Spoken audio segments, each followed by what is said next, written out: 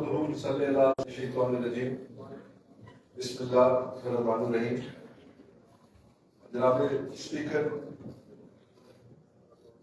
Out going prime minister Chaudhry Anwar ul Haq صاحب یہاں پر ہوتے تو میں سمجھتا ہوں زیادہ بہتر انداز میں جس طرح انہوں نے بات کی وہ بھی ہماری بات سنتے.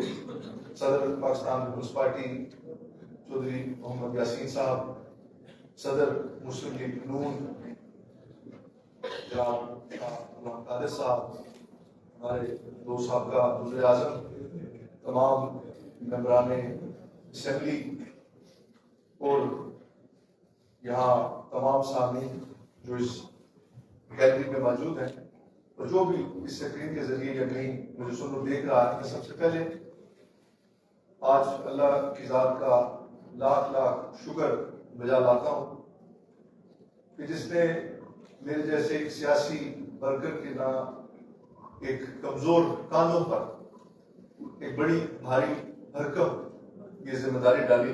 اور یقیناً یہ جہاں میرے لیے اعزاز کی بات بھی ہے، میرے لیے خوشی کی بات بھی ہے، وہاں اس ذمہ داری کا بوجھ اٹھانا بھی آسان نہیں. یقیناً اللہ تعالیٰ کی ذات جب کسی پہ کوئی ذمہ داری ڈالتی ہے تو یہ دیکھ کر ڈالتی ہے کہ کیا اس میں اس ذمہ داری کی سکت ہے، اور اگر سکت نہ بھی ہو تو میں سمجھتا ہوں اس کے پاس یہ قوت موجود ہے کہ وہ آپ کو سکت بخش دیتا ہے. تو اس حوالے سے آج کا دن میں اپنے ہاتھ سے اپنے آپ سے یہ کرتا ہوں کہ میں کوشش کروں گا کہ ایسے انداز سے تمام ساتھیوں کو ساتھ لے کر چل سکوں. آج کے اس موقع پر میں چونکہ یہ قائد عوام کے حیثیت سے میری پہلی تقریر ہے، میں ذوالفقار علی بھٹو شہید جنہوں نے 1975 میں میرے والد مرحوم ممتاز حسین راٹھور پر اعتماد کا اظہار کرتے ہوئے انہیں سینئر وزارت دی، اور اس کے بعد ان کے نواسے چیئرمین بلاول بھٹو زرداری صاحب نے دوبارہ 2025 میں ان کی والدہ محترمہ بینظیر بھٹو صاحبہ نے 1990 میں میرے والد کو وزارت عظمیٰ کے منصب پر فائز کیا، اور آج پھر 2025 میں چیئرمین بلاول بھٹو زرداری صاحب نے مجھ پر جو یہ ایک ذمہ داری مجھے سونپی، میں اس پر ان کا شکریہ ادا کرتا ہوں. یہ بتانے کا مقصد جناب اسپیکر تھوڑا سا اس وجہ سے تھا کہ یہ رشتہ اعتماد کا نصف صدی کا ہے. جماعت کی قیادت کی طرف سے یہ اعتماد اللہ کے فضل و کرم سے اگر آج بھی بحال ہے تو اس پہ اللہ کا خصوصی فضل ہے. میں آج کے دن آصف علی زرداری صاحب کا بھی، جناب چیئرمین بلاول بھٹو صاحب کا بھی، محترمہ فریال تالپور صاحبہ جن کی شفقت ہمیشہ آج ایسی رہی، برادر اکبر چودھری ریاض صاحب موجود رہی، میں ان کا بھی شکریہ سب اپنی پہلی اولین فرض سمجھتا ہوں کہ آج جو مجھ پر یہ اعتماد کیا گیا کہ میں اس نئے مشکل کٹھن سفر کا آغاز کر سکوں. چونکہ آپ خود اس پوری چیز سے واقف ہیں کہ جب ہم نے ریاست کے اندر یہ حکومت کی تبدیلی کا فیصلہ خود سے کیا اور اپنی جماعت کو اس بات سے آگاہ کیا تو شاید اس وقت ان کی بھی یہی بات تھی اور یہی سوچ تھی کہ 7, 8, 9 ماہ کے اندر یہ فیصلہ، یہ حکومت اپنے ہاتھ میں لینا آسان نہیں ہوگا. لیکن جو ذمہ داری ہم نے لی، یہ ذمہ داری آج مجھ اکیلے میں نہیں بلکہ اس پوری حکومت میں بیٹھے ہوئے تمام وہ ساتھی جنہوں نے مجھے ووٹ دیے وہ سب نے نبھانی ہے. میں آج کے دن اپنی پارلیمانی پارٹی کے ساتھ مسلم لیگ نون کی تمام قیادت کو، شہباز شریف صاحب کو، میں تمام اسٹیبلشمنٹ کی قیادت کو، میں تمام اپنے ساتھیوں کو پارلیمانی پارٹی ان کا بھی شکریہ ادا کرتا ہوں کہ ان سب کا ایک اعتماد رہا. میں اس بات کو اپنے لیے اعزاز بھی سمجھتا ہوں کہ میرے والد مرحوم ممتاز حسین راٹھور صاحب کا یہاں پر بارہا دفعہ ذکر خیر کیا گیا. میں اپنی والدہ کا بھی، کیونکہ جب میرا نام نامزد کیا گیا، جب میری سی وی لائی گئی، دکھائی گئی میڈیا کے اندر، تو میری والدہ محترمہ کا بھی اس میں ذکر خیر کیا، کیونکہ وہ ایک بڑی دلیر خاتون تھی. جب میں نے اپنی سیاست کا آغاز کیا تو اتنا لمبا چوڑا کوئی خواہش اور شوق نہیں تھا، لیکن ان کی سرپرستی، شفقت، ہمت نے مجھے اس سفر گزاری رکھنے کا حوصلہ دیا. میں اپنے حلقے کی عوام حویلی، جس کے بادشاہوں نے مجھے منتخب کر کے یہاں پر بھیجا، جن کی وجہ سے یہ منصب جلیلہ مجھے نصیب ہوا، میں ان کا بھی شکریہ ادا کروں گا. تو جناب اسپیکر، آج ایک سیاسی جمود ٹوٹا ہے. جیسا کہ اس سے پہلے کہا گیا کہ آج آپ کو گیلری میں ورکر بھی نظر آ رہے ہیں، لوگ بھی نظر آ رہے ہیں، شاید نعرے بازی بھی ہوئی. یہ میری ذات کی وجہ سے نہیں، یہ سیاسی ماحول کی وجہ سے ہے جو آج لوگوں نے محسوس کیا، لوگوں نے دیکھا کہ ایک سیاسی جماعت کی حکومت بنی ہے اور شاید لوگ اس کے منتظر. میں اس خوبصورت روایت کو، جو اس سے پہلے جو پرائم منسٹر آؤٹ گوئنگ نے اسپیچ کی، بڑے اچھے انداز میں انہوں نے ذکر کیا، اور پہلی بار ایسا ہوا کہ جب کوئی آنے والا وزیر اعظم جانے والا آنے والے کی تعریف کرے گی، اس طرح کی روایت ویسے سیاست میں نہیں ہوتی. اور میں بھی قدر اس بات سے کبھی، میں نے بارہا اپنی پارلیمانی پارٹی میں جماعت میں بھی کہا کہ میں جب اس کیبنٹ میں بیٹھا، میرا ضمیر مطمئن تھا، میں اس وجہ سے ساتھ تھا.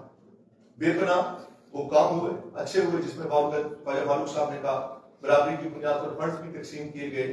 بے شمار ایسے کام تھے جن کا شاید یہ حکومت کریڈٹ نہ لے سکے، لیکن جو اختلاف رائے تھا وہ ان کی کیبنٹ میں بیٹھ کر بھی دیا، ان کے ساتھ بھی رہ کر کیا.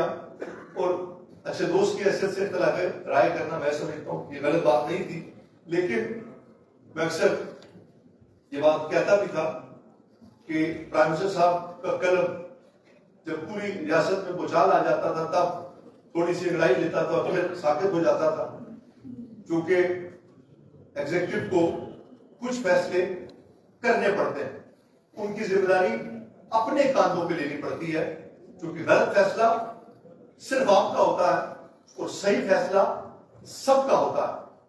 اور شاید ہمارے کچھ فیصلے ٹھیک تھے اور کچھ فیصلوں کی تاخیر کی وجہ سے ہمارے کچھ معاملات خراب ہوئے.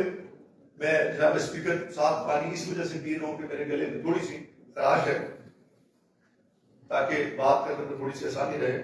آپ کی بات اچھی لگ رہی ہے.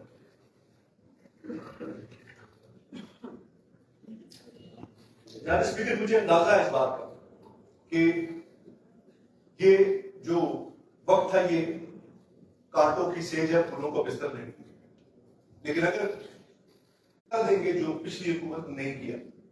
یقیناً کوئی لمبی چوڑی میرے پاس تفصیل نہیں ہے، میرے پاس نیت ہے، میرے پاس لچک ہے، میرے پاس خواہش ہے، میرے پاس ول ہے کہ میں سب کو ساتھ لے کر چلنے کی کوشش کروں گا. ایکشن کمیٹی اس میں بات کرنا اس حوالے سے کچھ نہ کچھ ضروری ہے، کیونکہ وہ ایک حقیقت ہے. ہماری شاید کچھ چیزیں ایسی بھی تھی جو ہو سکتی تھی اور ہم کرنا چاہتے بھی تھے، لیکن تاخیر کی بنیاد پر ہمیں اس کا نقصان بھی ہوا اور اس کا بوجھ بھی پڑا. لیکن آج پوری کوشش کروں گا کہ جہاں پر ریاست کے وزیر اعظم ہونے کی حیثیت سے میرے قلم کی طاقت سے کوئی معاملہ حل ہوتا ہوا تو اس میں ایک لمحہ بھی تاخیر نہیں کروں گا، کیونکہ میں اس معاملے میں انشاءاللہ ہر طرح کے حالات کو فیس کرنے کے لیے آیا ہوں. مجھے یہ ثابت کرنا ہے کہ یہاں پر بیٹھے ایوان کے اندر جو لوگ ہیں، جو حکمران ہیں، یہ طبقہ صرف مراد اور عیاشیوں کے لیے نہیں آتا. اس تاثر کو ظاہر کرنا ہے جو کہ غلط تاثر ہے.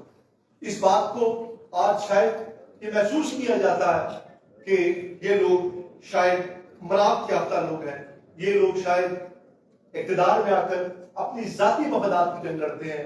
یقین مانیے جانیے جناب اسپیکر, سب سے بڑی قربانی اگر کوئی اس ریاست کے اندر دیتا ہے تو وہ سیاستدان دیتا ہے. اپنی زندگی, اپنی اولاد, میں آپ کو اپنے والد کی مثال پیش کرتا ہوں, پوری زندگی ریاست کے اندر سیاست کرتے رہے, بڑے منصب پہ فائز رہے, وزیر اعظم بھی رہے, اسپیکر بھی رہے, ممبر اسمبلی بھی رہے, لیکن ایک اپنا ذاتی مکان جو انہوں نے بنایا بیماری کے دوران دوستوں کی کنٹریبیوشن سے, یہ ان کی پوری زندگی کا مالی ایسٹ. اور وہ اب ان کا ذاتی مکان میں نے اپنے 2021 کے الیکشن میں بیچا اور بیچ کر الیکشن کے اخراجات پورے کیے. تو یہ آسان کام نہیں ہے, لیکن جو کہ آج دور بدل چکا ہے, نیریٹو کا دور ہے, بیانیے کا دور ہے, سچ اور جھوٹ کی تفریق الفاظ یا حقیقت کے بجائے سوشل میڈیا نیریٹو کے ذریعے لوگوں تک پہنچتے, لوگ اسے تسلیم کرتے ہیں. شاید یہ کہیں نہ کہیں ہمارے اندر کبھی بھی رہی. کوشش کروں گا کہ آج شاید لوگوں کے ذہنوں میں یہ بات ہو کہ آج جو میرا بینک اکاؤنٹ ہے, جو میرے اثاثے ہیں, آج سے 10-15 سال پہلے سے لے کر اور انشاءاللہ جب یہاں سے جاؤں کبھی اس میں کوئی فرق نہیں پڑے گا.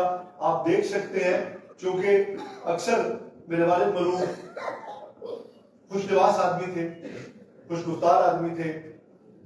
پرائم منسٹر صاحب نے بھی میرے بارے میں یہ بات کی, شاید میں اس کا اثر اشیر بھی نہیں ہوں, لیکن کوشش, کیونکہ میرے والد صاحب کا مجھے آج بھی ایک چھوٹی سی وہ بات, کیونکہ مختلف حوالوں سے بات چیت کی جا رہی تھی, تو میرے والد صاحب ایک بار راز خالد وزیر اعظم بنے, وہ بھی بڑے سفید پوش آدمی تھے, غریب آدمی تھے, ان سے ملنے گئے تو وہاں پر وہ چین اسموکر تھے. تو والد صاحب نے سگریٹ کہیں گاڑی میں چھوڑ آئے, تو راز خالد صاحب نے سگریٹ نکالے, وہ ریڈ اینڈ وائٹ ایک سستا سا سگریٹ تھا. تو میرے والد صاحب نے کہا کہ نہیں میں بیلسن پیتا ہوں. تو راز خالد صاحب نے کہا راٹھور صاحب آپ تو امیر آدمی ہیں, اس وقت وہ نگران پاکستان کے وزیر اعظم تھے. تو میرے والد صاحب نے کہا کہ راز خالد صاحب میں آپ سے بھی زیادہ غریب آدمی ہوں. انہوں نے کہا راٹھور صاحب تسی شکلوں تے امیر لگتے ہو, میں شکلوں ہی غریب لگ رہا. تو ہماری شکل اور لباس پر نہ جائیے گا, ہم بھی اسی سفید پوشی کے ساتھ سیاست کر رہے ہیں جس طرح ممتاز راٹھور صاحب نے کی, اور وہی بقول شاعر کے تیرا طریق ابھی نہیں فقیری ہے, خودی نہ بیچ غریبی میں نام پیدا کر. کوشش کریں گے کہ پورے اخلاق کے ساتھ, دیانتداری کے ساتھ تمام چیزوں کو ساتھ لے کر چل سکیں. میں نے کوئی سچی بات ہے لمبی چوڑی تقریر بھی تیار نہیں کی. صبح اٹھ کر جو چند باتیں ذہن میں آئیں, جو آپ کی طرف سے ابھی بات چیت ہوئی, سب سے پہلے ہماری ریاست کے اندر یہ پہلے بھی تجربات ہوئے. 4 حکومتیں 2006 سے 2011 تک تبدیل ہوئی, اور اس بار بھی چوتھا وزیر اعظم آپ کے سامنے موجود ہے. یہ یقیناً اچھی روایت نہیں, لیکن خوبصورتی بھی ہے کہ یہاں پر ایک دوسرے کو تسلیم کیا جاتا ہے. اس ٹینیور کو ڈسٹرب آج تک نہیں کیا گیا, اور جاتے اور آتے ہوئے وزیر اعظم ایک دوسرے سے بات بھی کرتے ہیں, ہاتھ بھی ملاتے ہیں. اور میں سمجھتا ہوں کہ کوشش کروں گا کہ بہتری کے ساتھ جو وقت ملا ہے اس میں اپنی ذمہ داریوں کو نبھا سکوں. یہاں پر آج یہ کہا گیا کہ یہ سسٹم, یہ حکومت شاید کسی وجہ سے آئی ہے. یہ خالصتاً آرگینک موو, بالکل خالصتاً. اور یہ جو ہمارے ساتھ آج ان 13 سے ہٹ کر لوگ بیٹھے ہیں, یہ اس حکومت بنانے کے لیے نہیں آئے, ان کی پاکستان پیپلز پارٹی میں ایڈجسٹمنٹ بنتی تھی. اور آپ یقین جانیے حکومت نہ بھی بنتے تو ہم چاہتے تھے کہ یہ پاکستان پیپلز پارٹی کا حصہ بنے. ہمیں حکومت بنانے سے زیادہ خوشی اس بات کی یہ پاکستان پیپلز پارٹی میں آئے. اور انشاءاللہ یہ مضبوط لوگ ہیں جو اللہ کے فضل و کرم سے کل پاکستان پیپلز پارٹی کے امیدواران ہیں. تو اس حوالے سے یہ بھی میں سمجھتا ہوں اللہ کا کرم ہے کہ آج پیپلز پارٹی 13 سے 27-28 پہ کھڑی ہے. دوسرا, میں اس بات کا بھی اعتراف کرتا ہوں کہ انسان کو اپنی غلطیوں سے سبق سیکھنا چاہیے. ہم میں سے یہاں بیٹھا کوئی شخص بھی اکیلے کل نہیں.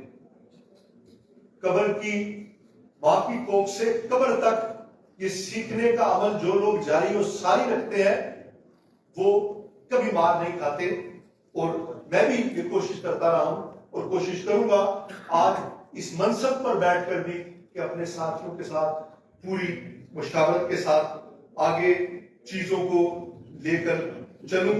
اپوزیشن کو بھی اس بات کا یقین دلاتا ہوں جیسا کہ شاہ صاحب نے کہا کہ فنڈز کی تقسیم سے لے کر دیگر معاملات تک انشاءاللہ کمی نہیں ہوگی, شاید اس میں آپ کوئی بہتری دیکھیں, لیکن اس بات کو بھی سمجھیے کہ آج دسمبر, جنوری, فروری, مارچ, اپریل, مئی یہ اتنا وقت ہے جتنا پچھلی حکومت نے اپنی کیبنٹ بنانے میں لگایا, اور ہم نے اتنے وقت میں ڈیلیورنس بھی دینی ہے, لوگوں کی امیدوں پر بھی پورا اترنا ہے. اور جو موجودہ ریاست کی صورتحال ہے جس میں احتجاجی تحریکیں بھی چل رہی ہیں, جس میں کہیں نہ کہیں سیاسی قیادت بھی کمزور ہوئی ہے, اور سب سے بڑھ کر جو پاکستان کا اور ریاست کا لازوال رشتہ ہے اس کو پھر سے ہم نے مضبوط کرنا ہے.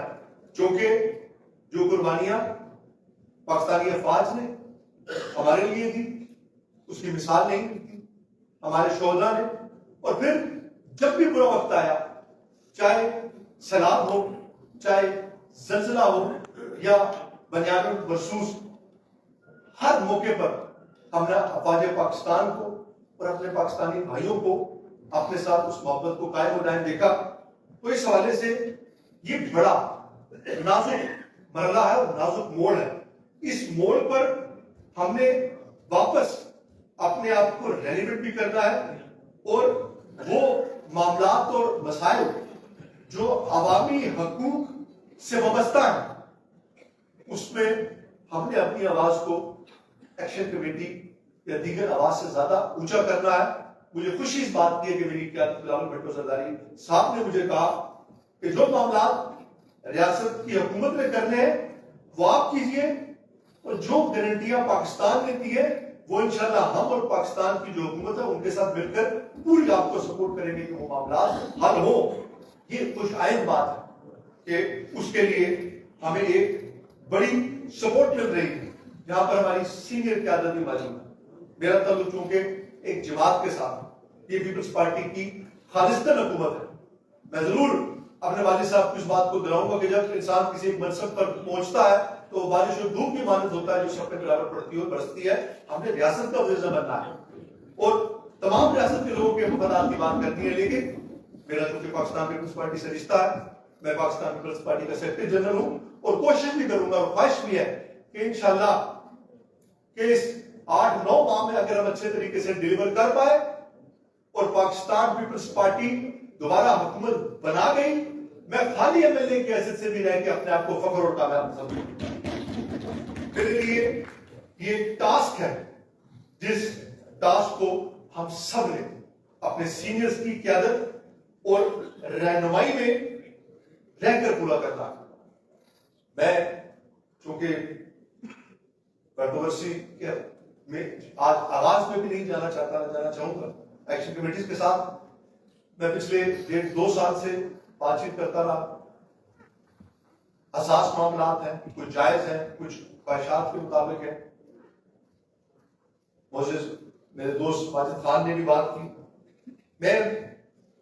ہم یقین دلاتے ہیں ہم مہاجرین کے ووٹ کے حق میں, اور یقین دلاتے ہیں کہ جو معاملات عوام کے متعلقہ ہیں, فنڈز کے متعلق ہے, اس پر یقیناً دستخط ہوئے ہیں. لیکن جو آئینی معاملات ہیں اس میں کمیٹیز میں بات چیت کا سلسلہ جاری ہے. اور رائے صاحب نے کہا یقیناً اس کے پیچھے کوئی لیگل بیکنگ نہیں ہے, لیکن جب عوام سڑکوں پر نکل آئے, جب وزیروں کا گھروں سے نکلنا مشکل ہو جائے, جب راستے بند ہو جائے, تو پھر آئین, کتاب, ایگریمنٹ کی چیزیں رائٹ ہو جاتی ہیں. تو اس حوالے سے میں یہ سمجھتا ہوں کہ ہمیں اس چیز کو دیکھنا ہے. اور آج چونکہ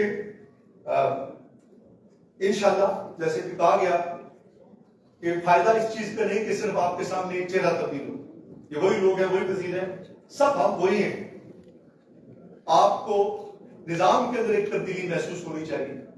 عوام دوبارہ کنیکٹ ہو, عوام کا سیاسی جماعتوں پر اعتماد بحال ہو, یہ ہماری اصل کامیابی ہوگی.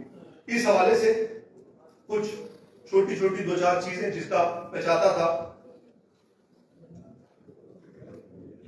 کہ وہ اعلان بھی کر دیا جائے, کیونکہ ہم نے ایک ایسا ماحول بنانے کی کوشش کی, گورننس, مالیاتی ڈسپلن, اس حوالے سے کچھ چیزیں جو کہ بے انتہا ضروری تھی, جس میں سیکرٹری صاحبان جو ایک گاڑی استعمال کرنے کے مجاز ہوں گے, اضافی چارج کے باوجود جس سیکرٹری یا ہیڈ آف ڈپارٹمنٹ کے پاس, افسر کے پاس ایک سے ہٹ کر کوئی دوسری گاڑی ہوئی تو وہ اپنی اس سیٹ سے بھی ہاتھ دھو بیٹھے گا. سیکرٹریز کی اسامیوں کی تعداد 20 سے زائد نہیں ہوگی. 20 سے زائد اسامیاں فوری طور پر ابالش کرنے کا اعلان کرتا ہوں. ہمارے سابق سینئر بیوروکریٹس نے پنجاب کی طرز پر اپنی آسانی کے لیے ہم پلا اسکیل B20 کی سینئر ایڈیشنل سیکرٹریز اور اسپیشل سیکرٹری کی اسامیاں تخلیق کروا رکھی ہیں, جس کی پنجاب کی 12 کروڑ آبادی کے صوبے میں جوازیت تو بنتی ہے, لیکن آزاد کشمیر میں یہ عیاشی کے سوا دوسری کوئی چیز نہیں. میں انہیں فوری طور پر ابالش کرنے کا اعلان کرتا ہوں. اس کے علاوہ یہ سائکلنگ کا پروسیس نچلی سطح تک انشاءاللہ جائے گا. محکمہ تعلیم کا ٹیکنیکل شعبہ, جہاں اب تک NTS کے بغیر تقرریاں ہوتی رہی ہیں, ڈیٹا کی موجودگی میں اس کی کوئی ضرورت نہیں, لہذا اس سے نظام تعلیم میں ضبط کرنے کا اعلان کرتا ہوں. جناب چودھری اقبال الحق نے سرکاری گاڑیوں کے بے دریغ استعمال کو کنٹرول تو کیا, لیکن عرصے نو ٹرانسپورٹ پالیسی مرتب نہیں کی جا سکی. میں عرصے نو ٹرانسپورٹ پالیسی مرتب کرنے کا اعلان کرتا ہوں, اور ٹرانسپورٹ پالیسی مرتب ہونے تک انتظامیہ, پولیس اور مانیٹرنگ کرنے والے اسسٹنٹ انجینئرز کے علاوہ گریڈ 18 سے نیچے کوئی سرکاری افسر گاڑی استعمال نہیں کرے گا. تمام محکمہ جات اور ادارہ جات کے اندر ایک ہفتہ اضافی گاڑیاں سینٹرل پول ٹرانسپورٹ میں جمع کرانے کے پابند ہوں گے. چودھری معروف اور کرنل وقار صاحب نے جو بایو میٹرک کا نظام قائم کیا ہے, اس پہ کسی صورت میں کمپرومائز نہیں ہوگا. اور کرنل وقار صاحب اٹھ کر چلے گئے ہیں, وہ حکومت کا حصہ بھی نہیں ہے, لیکن ان کی روح گاڑیوں کی تلاش میں بھٹکتی رہے گی, اس بات کا آپ کو یقین دلاتا ہوں. اس لیے احتجاج کیجیے گا. سرکاری ملازمتوں میں میرٹ اور براہ راست کوٹے کی حق تلفی کی وجہ سے نوجوانوں میں مایوسی پھیلتی ہے, جس سے معاشرے میں بگاڑ پیدا ہوتا ہے اور نوجوان جرائم کی طرف راغب ہوتے ہیں. اس سلسلے میں نوجوانوں کی مایوسی کو دور کرنے کے لیے پبلک سروس کمیشن کو مکمل فعال کرنے کے علاوہ پبلک سروس کمیشن میں سٹاف کی کمی کو پورا کیا جائے گا اور براہ راست کوٹا پر 100% عمل درآمد کیا جائے گا. اس سلسلے میں پبلک سروس کمیشن سے مشتہر ہونے کے بعد 1 جنوری 2020 سے اب تک واپس کی جانے والی تمام اسامیوں سے متعلق جملہ نوٹیفیکیشن منسوخ کرنے کا اعلان کرتا ہوں. تو پبلک سروس کمیشن ان اسامیوں پر 1 ماہ کے اندر امتحان لے کر امیدواران کا انتخاب کرنے کا پابند ہوگا. گریڈ 18 تک جملہ اسامیاں جن میں براہ راست تقرری کا کوٹا 100% ہے کے علاوہ تمام اسامیوں پر تقرری کے لیے براہ راست کوٹے کو کم کر کے 50% مقرر کرنے کا اعلان کرتا ہوں. اس پر تمام محکمہ جات 1 ماہ کے اندر عمل درآمد کر کے رپورٹ پیش کرنے کے پابند ہوں گے. آزاد جموں کشمیر ہائی کورٹ کے فیصلے کے مطابق تھرڈ پارٹی ایکٹ پر مکمل عمل درآمد کرنے کا اعلان کرتا ہوں. اس ایکٹ کے تحت نہ صرف سرکاری محکمہ جات بلکہ اعلیٰ عدلیہ قانون ساز assembly, local government board, PDO, ترقی ادارہ جات, جبکہ AJ کے بینک میں بھی تھرڈ پارٹی کے تحت تقریبوں کا اعلان کرتا ہوں. ماضی میں میرٹ اور سینیارٹی کے بغیر من پسند لوگوں کو نوازنے کے لیے ان اسامیوں پر اپگریڈیشن کی جاتی تھی. اب اپگریڈیشن پر ذاتی اسامیوں کے حد تک مکمل پابندی کا اعلان کرتا ہوں. مختلف محکمہ جات میں ٹائم سکیل پالیسیز الگ الگ ہیں. تمام محکمہ جات کے لیے یکساں ٹائم پالیسی کا اعلان کرتا ہوں, جس کے تحت کیریئر میں 2 ترقیاں کرنے والا ملازم 1 ماہ سے زائد ٹائم سکیل حاصل نہیں کر سکے گا اور گریڈ 19 سے اوپر کسی کو ٹائم سکیل نہیں دیا جائے گا. ماضی میں روزگار فراہم کرنے کے لیے سرکاری محکمہ جات میں بے شمار تقرریاں کی جانے کے لیے غیر ضروری اسامیاں تخلیق کی جاتی رہی ہیں. لیکن اب یہ نظام مزید یہ بوجھ برداشت کرنے اور اٹھانے سے قاصر ہے. مثلاً civil secretariat, section clerk, assistant اور نگران، تینوں کا صرف اتنا کام ہے کہ وہ فائل سیکشن افسر کی ٹیبل تک سے پہنچاتے ہیں، جس کے لیے 3 سٹیجز قائم ہیں، جسے ریاستی مسائل اور عوام کا وقت بھی ضائع ہوتا ہے. اور سول سیکریٹریٹ اور محکمہ جات میں سیکشن آفیسر اور ایڈیز کی اسامیاں موجود ہیں، وہاں نگران کی جملہ اسامیاں بھی ختم کرنے کا اعلان کرتا ہوں. عوامی شکایات کو دور کرنے کے لیے وزیر اعظم، وزراء، چیف سیکرٹریز، سربراہان محکمہ جات ہر ضلع میں کھلی کچہریاں لگائیں گے. اور اس کے علاوہ وزیر اعظم آفس اور چیف سیکرٹری آفس میں شکایات باکس لگائے جائیں گے اور ہر 15 دن بعد وزیر اعظم اور چیف سیکرٹری کی نگرانی میں کھولے جائیں گے. تمام شہری اور سرکاری ملازمین کسی قسم کی جائز شکایات ثبوت کے ساتھ دے سکیں گے اور انشاءاللہ ان شکایات پر بلا تخصیص کارروائی بھی ہوگی. سرکاری ملازمتوں میں خواتین کو برابر مواقع مہیا کرنے کے لیے کمفرٹیبل ماحول مہیا کرنا، اس طرح سوسائٹی کی متاثرہ خواتین کی دیکھ بھال اور ان کے لیے قائم شدہ ہاسٹلز کی سہولیات کو بہتر بنانا ہماری اولی ترجیح ہوگا.